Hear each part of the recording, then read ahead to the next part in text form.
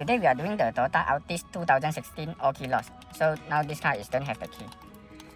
Okay, the push start button is no function. So we're going to program the key. After we done program the key, now the key working already. So lock, unlock, lock, unlock. You press the brake, start the car.